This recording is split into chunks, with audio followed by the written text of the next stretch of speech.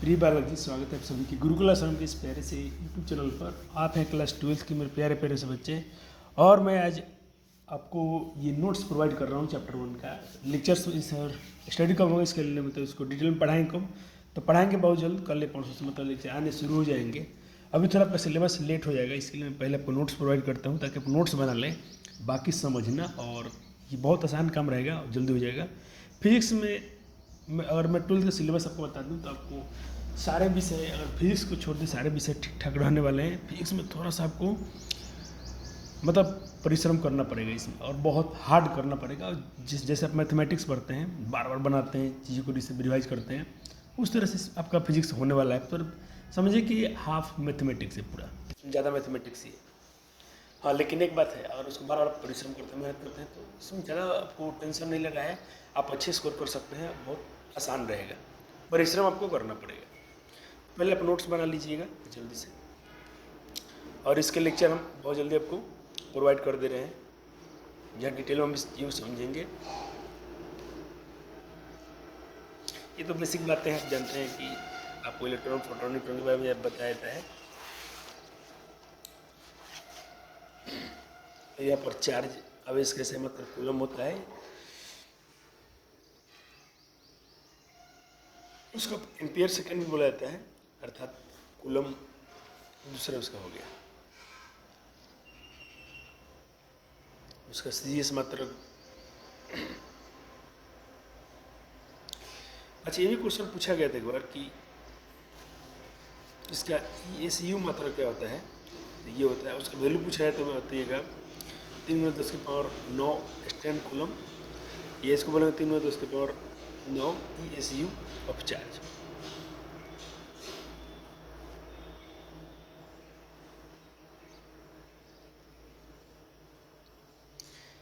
एक फैराडे में कितना कूलम होता है, तो 96,500 कूलम होता है, आप याद रखिएगा।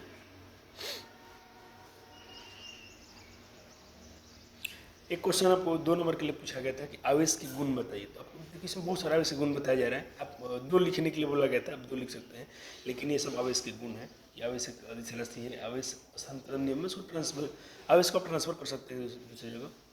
आवेश हमेशा द्रव्यमान से जुड़ जाता है, आवेश क्वांटीकृत होता है, ये क्वांटाइज्ड होता है। आवेश हमेशा संरक्षित होता है, इसको ना बना सकते हैं ना ही मिटा सकते हैं। आवेश अपरिवर्तनीय होता है, यानी आवेश को चेंज नहीं कर सकते हैं।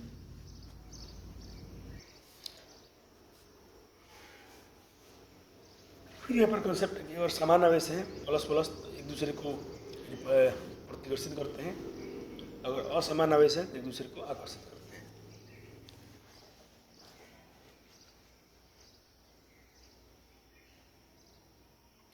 क्वांटीकरण तो बुझते ही है कि आप आवेश को कहीं भी ले जाएंगे तो वो पूर्णांक में जाएगा।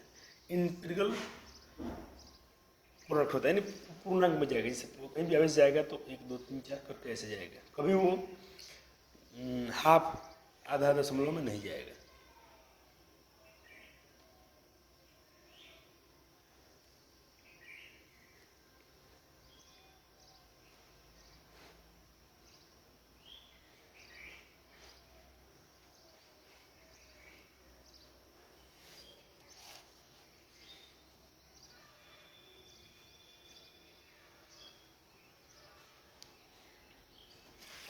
ये जो आपको पिछले पेज का कुछ मार्किंग हुआ है उस पर ध्यान देना है। मैं पढ़ता हूँ, यहाँ पर लिखा गया है कि अगर कोई चार्ज रेस्ट में होता है तो इलेक्ट्रिक फील्ड और विद्युत क्षेत्र उत्पन्न करता है। इलेक्ट्रिक फील्ड मतलब विद्युत क्षेत्र उत्पन्न करता है। फिर बताया कि आवेश जो क्यू जब एक समान गति पर होता है, जो आवेश जब समान गति पर होता है, यूनिफॉर्म मोशन में होता है, तो विद्युत क्षेत्र प्लस चुंबकीय क्षेत्र दोनों उत्पन्न करता है। आपने क्या सीखा, आवेश अगर रेस्ट में है तो सिर्फ इलेक्ट्रिक फील्ड जनरेट करेगा। इलेक्ट्रिक फील्ड जनरेट करने का मतलब हुआ किसी विद्युत क्षेत्र उत्पन्न करेगा। लेकिन अगर आवेश यूनिफॉर्म मोशन में होगा, अगर चार्ज क्यू आवेश एक समान गति में होगा, तो इलेक्ट्रिक फील्ड प्लस चुंबकीय क्षेत्र यानी इलेक्ट्रिक फील्ड और मैग्नेटिक फील्ड दोनों को उत्पन्न करेगा। अच्छा, अगर आवेश असमान गति में होगा, तो अगर चार्ज नॉन यूनिफॉर्म मोशन में होगा तो क्या होगा, तो देखिए electric field plus magnetic field यानी चुंबकीय क्षेत्र, विद्युत क्षेत्र और इलेक्ट्रोमैग्नेटिक रेडिएशन उत्पन्न करेगा। यानी विद्युत चुंबकीय विकिरण भी उत्पन्न करेगा। तीन चीज़ें देगा। अगर आवेश नॉन इन्फॉर्मेशन में असमान गति का मतलब कभी कम कभी ज़्यादा ऐसा। अगर एक समान गति में है तो सिर्फ दो चीज़ करेगा, और सिर्फ रुका हुआ है तो सिर्फ इलेक्ट्रिक फील्ड उत्पन्न करेगा। ये था इस।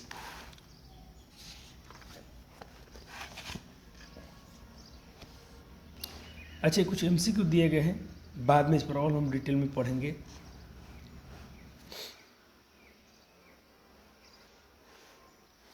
सब्जेक्टिव आपको हम बाद में बहुत करेंगे।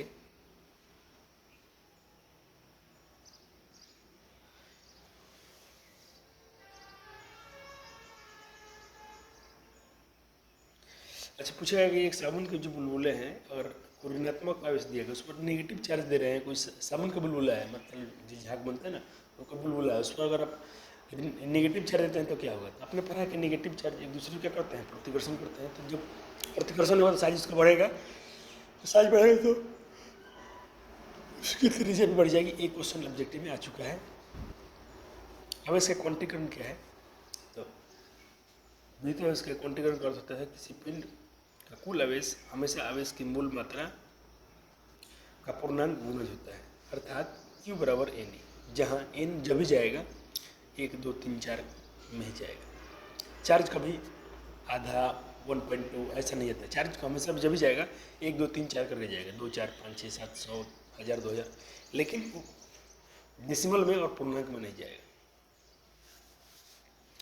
क्वांटीकरण का कारण क्या है? क्योंकि विद्युत आवेश क्वांटीकरण का मूल कारण है घर्षण के दौरान जब फ्रिक्शन होता है तो एक निश्चित संख्या में इलेक्ट्रॉन जाती है। जब इलेक्ट्रॉन जाएगा एक निश्चित संख्या में जाएगा, 1 2 3 4, एक बॉडी से दूसरी बॉडी में। कभी वही बात है कि हाफ पूर्णांक में नहीं जाएगा। अच्छा, यहाँ पर कुछ क्वेश्चन है, पढ़ देते हैं। एक इलेक्ट्रॉन पर कौन सा बड़ा आवेश है? एक है कि अल्फा कूलम, या एक इलेक्ट्रॉन, यहाँ पर है कि अल्फा कूलम या एक इलेक्ट्रॉन चार्ज। एक कूलम आवेश में कितने इलेक्ट्रॉन का आवेश होता है? सवाल ऐसा है, एक इलेक्ट्रॉन में कौन सा बड़ा आवेश होता है और एक कूलम आवेश में कितने इलेक्ट्रॉन का आवेश होते हैं, ऐसा क्वेश्चन है। तो देखिए, एक कूलम का आवेश बड़ा है एक इलेक्ट्रॉन से। एक कूलम का आवेश बड़ा है एक इलेक्ट्रॉन से, एक इलेक्ट्रॉन के आवेश से। आपने क्वांटीकरण में पढ़ा है Q बराबर एन। देखिए, यहाँ पर हम अगर आवेश रखते हैं एक n और इलेक्ट्रॉन एक इलेक्ट्रॉन पर इतना चार्ज होता है। यहाँ से n का वैल्यू निकालेंगे तो ये गुना में है तो इसका डिवाइड में चल जाएगा। यहाँ से वैल्यू जो भी निकल के आ रहा है n का, वो 6 इन सवाल को ऐसे भी कर सकते हैं कि एक कूलम आवेश में कितने इलेक्ट्रॉन होते हैं? तो 6.25 गुना 10 के पावर 18 इलेक्ट्रॉन होते हैं। ठीक है,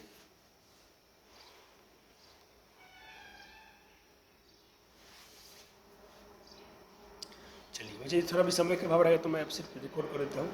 लेक्चर हम लोग डिटेल में पढ़ेंगे, आपको परेशान नहीं होना है। जब मैं इतने मेहनत से नोट्स बना दिए हैं तो पढ़ाएंगे जरूर, और इस बार फिजिक्स में आपको अच्छे मार्क्स भी दिला के जाएंगे। आपको परिश्रम करना पड़ेगा, इस बात की गारंटी है। नहीं करेंगे तो कुछ ज़्यादा आपको बेनिफिट होने वाला नहीं है।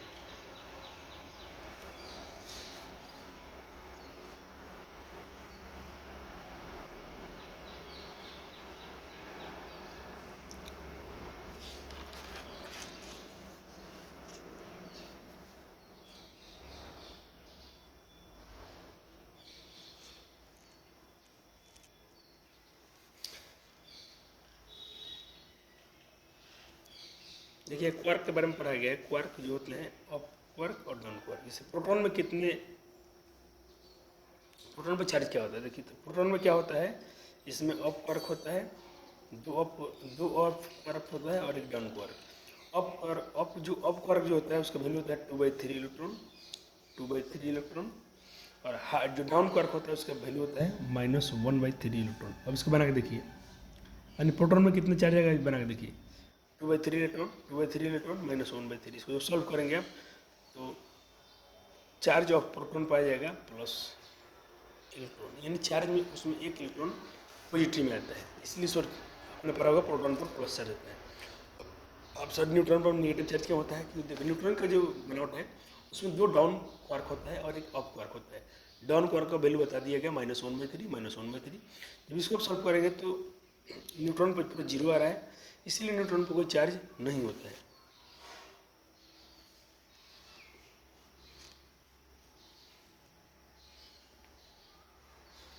अब कोई वस्तु को हम चार्ज में ला सकते हैं, उस पर चार्ज आवेशित करते हैं तो उसके लिए मेथड होता है। एक मेथड है कि बाई फ्रिक्शन रबड़िंग, उसको रगड़ कर रबड़िंग, एक बाई टचिंग, उसको टच करके, और एक होता है इंडक्शन प्रेरण विधि द्वारा। 3 विधि से हम किसी वस्तु को आवेशित कर सकते हैं। जैसे ग्लास का रॉड है, मान लो पॉजिटिव चार्ज है, उसको सिल्क कपड़ा पर क्या है नेगेटिव चार्ज है। ये दोनों के साथ में रगड़ेंगे, रबरिंग करेंगे तो सिल्क कपड़े का इलेक्ट्रॉन ग्रहण करेगा। ये इलेक्ट्रॉन सिल्क कपड़ा क्या करेगा, इलेक्ट्रॉन ग्रहण करेगा और ग्लास रॉड से इलेक्ट्रॉन का त्याग होगा। अच्छा एक बात होना है, सवाल ऐसा है कि इसमें पॉजिटिव चार्ज है तो नेगेटिव चार्ज क्यों है? तो इसमें क्या हुआ होगा, ये इलेक्ट्रॉन ग्रहण किया होगा इसीलिए इस पर पॉजिटिव चार्ज है, और ये इलेक्ट्रॉन दिया होगा इसीलिए इस पर पॉजिटिव चार्ज है। एक और देखते हैं, ये यहाँ सब्जेक्टिव आ जाता है। मान लीजिए आपके पास इबोनॉइड का छोर है, इबोनॉइड का रॉड यानी इबोनॉइड का छोर है, उसमें नेगेटिव चार्ज है और उन्हीं के बराबर प्लस चार्ज है। इस बार क्या हुआ होगा, इस बार ऐसा हुआ कि इबोनॉइड छोर से इलेक्ट्रॉन आवेश था, उन्हीं के बराबर पॉजिटिव चार्ज है। यहाँ पर ये क्या किया होगा, इलेक्ट्रॉन लिया होगा और ये इलेक्ट्रॉन दिया होगा, और पॉजिटिव चार्ज है तो उसने इलेक्ट्रॉन दिया है। यहाँ पर लिखा है plus charge glass of rod पर वुलन क्लोथ सूखा। एग्जाम्पल, अगर पॉजिटिव चार्ज है ग्लास रॉड पर और वुलन क्या बोलते हैं ऊनी कपड़ा पर, सूखा बाल पर, और ये मतलब पॉजिटिव चार्ज कहाँ कहाँ होता है इसको थोड़ा याद रखेंगे आप। ग्लास रॉड पर, ऊनी कपड़ा पर, सूखा हुआ जो हम लोग का बाल होता है और सूखा बाल पर, इन सब पर क्या होता है प्लस चार्ज होता है। और नेगेटिव चार्ज होता है सिल्क कपड़ा पर, रबर पर, एम्बर पर, प्लास्टिक पर, कंघी पर, इबोनाइट के छड़ पर, इन सब पर नेगेटिव चार्ज होता है। एकदम इसको याद रखिएगा। तो थोड़ा बड़े अक्षर में आप लिख सकते हैं, मैंने बहुत छोटा लिख दिया है। और वर्क फंक्शन के बारे में थोड़ा पढ़ना है। लेकिन जहाँ मुझे लगता है इस वक्त बहुत ज़्यादा आपको नोट्स बनाने में तकलीफ होगा, मैं वो थोड़ा समझा दे रहा हूँ। बाकी जहाँ पर क्लियर लिख लेना है वहाँ पर लिखिए।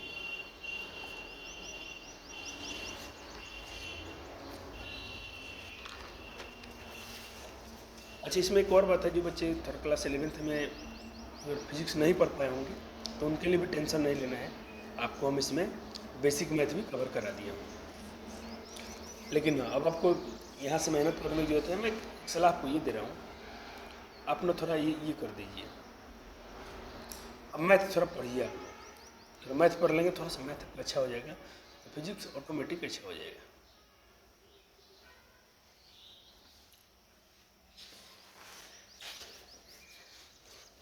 अच्छा यहाँ पर थोड़ा ये पानी वानी गिर गया था, तो यहाँ पर यहाँ एफ मीडियम बराबर लिखा गया है एक 1/4πε0 के इंटू Q1 Q2 बटा R स्क्वायर, और एफ मीडियम बराबर लिखा गया है एफ वैक्यूम बराबर के।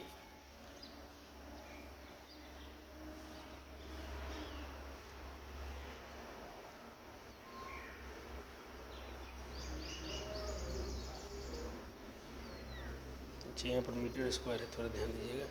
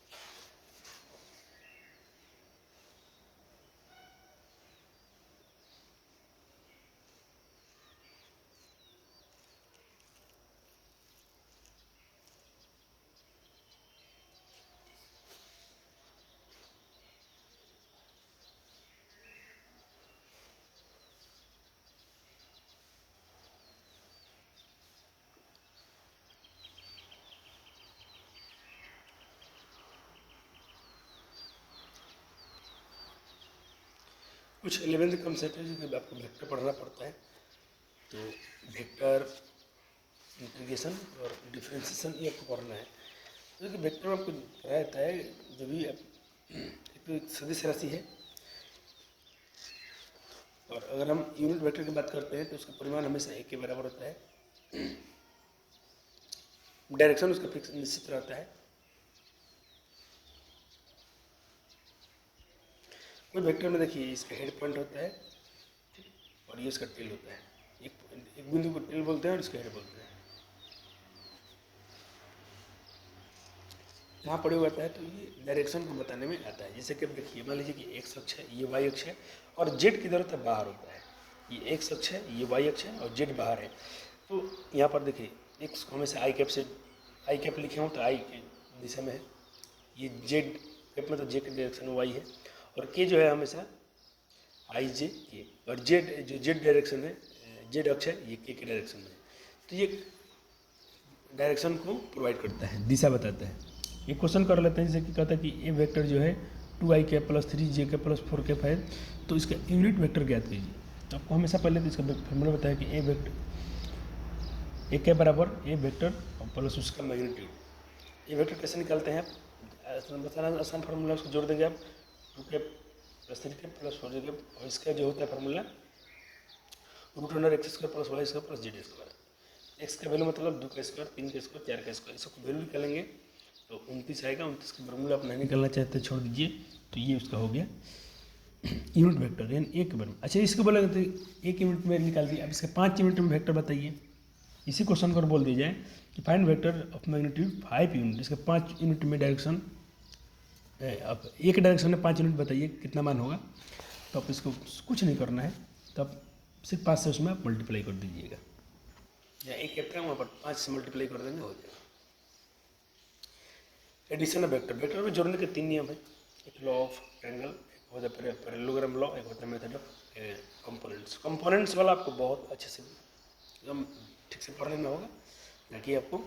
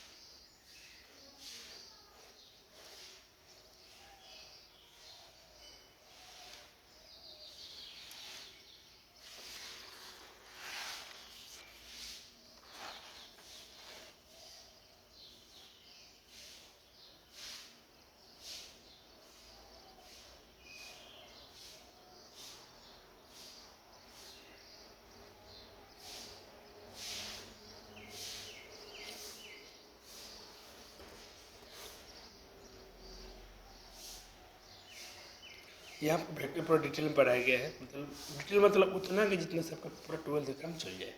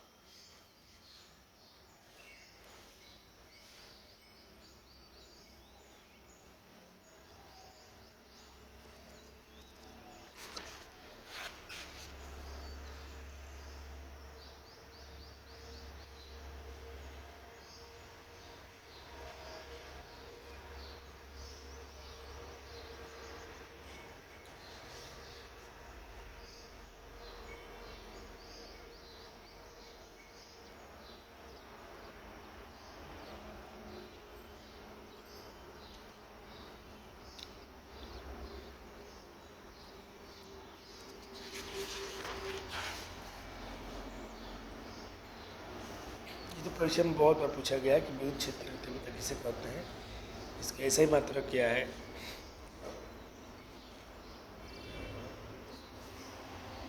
इसका बीमनी सूत्र भी पूछा गया है, तो ये भी ध्यान रखना है।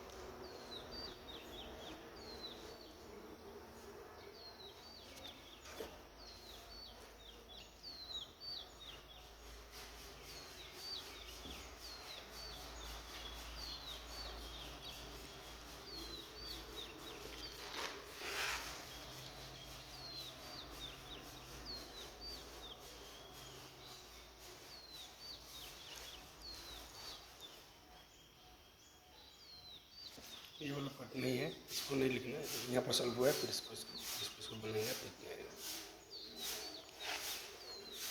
फिर इसका ये पार्ट है। अच्छा, उसको हम दूसरे तरीके से भी सॉल्व कर सकते थे, यहाँ से बता दिया हूँ, मतलब यहाँ से, बट इस पार्ट को सॉल्व करना है, एक तरीका ये था, यहाँ तक बन गया। आप ऐसे भी सॉल्व कर सकते हैं दूसरे मेथड से, आपका रेडियस हाफ ही आएगा। ये तो आपका 2023 में क्वेश्चन आया हुआ था 2 नंबर के लिए,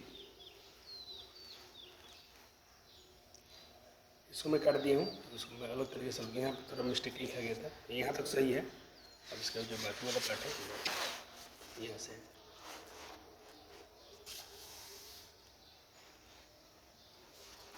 तो जो सिग्मा का वैल्यू आया था वो 10⁻³ सेंटीमीटर पर स्क्वायर।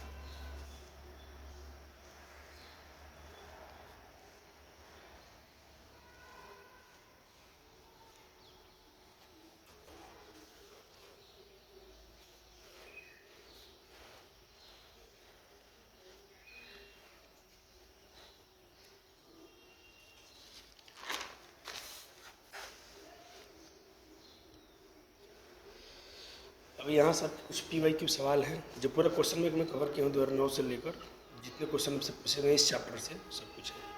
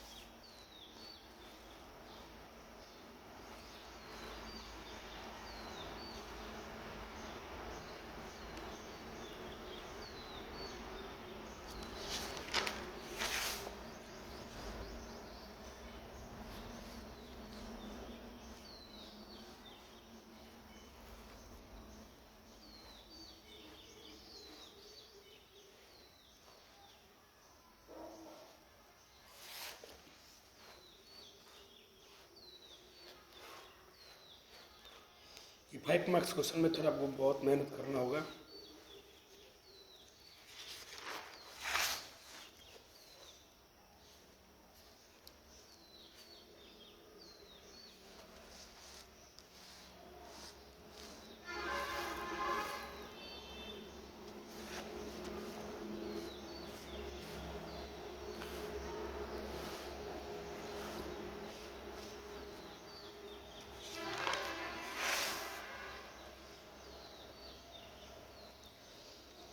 और देखिए इसमें मैंने कुछ जगह छोड़ा है, इस बोला गया कि गॉस के नियम से लिखे किसी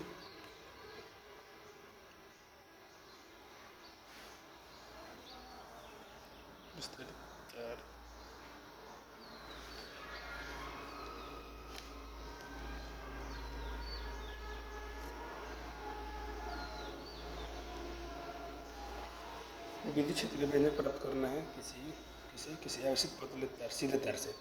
अब सुनो इसमें तो ये लिख दिया गया, अब उसका डेरिवेशन करना है तो डेरिवेशन आप कहाँ से कर सकते हैं अपने ही नोट्स में से पीछे से। अब इसको आपको पीछे से लिखना है तो उसके लिए थोड़ा आप क्या कीजिएगा, आप एक पे जगह छोड़ दीजिएगा। देखिए मैं छोड़ा हूँ, अब मैं जब लेक्चर पढ़ाऊँगा तो बता दूंगा, चाहिए इसको मैं कर ही दूंगा उस समय, ठीक है।